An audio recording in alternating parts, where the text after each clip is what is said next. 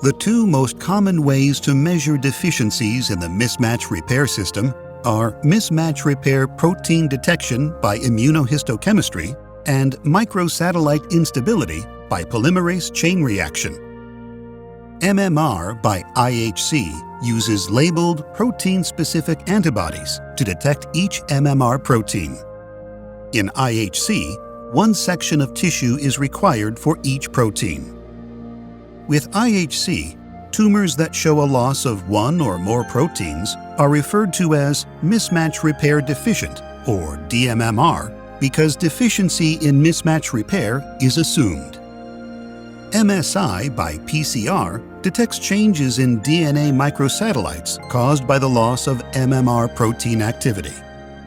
To do this, specific mononucleotide sequences are amplified from both a tumor and matched normal DNA sample.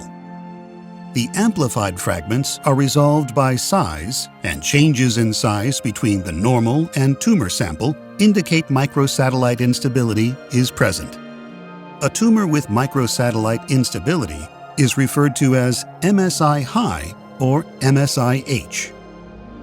In some cases, proteins can lose function but maintain the ability to bind antibodies, so they are detected by IHC despite no longer functioning correctly. In these cases, MSI by PCR would still detect the presence of microsatellite instability because it is a functional measure of mismatch repair deficiency. In conclusion, MMR by IHC does not equal MSI by PCR.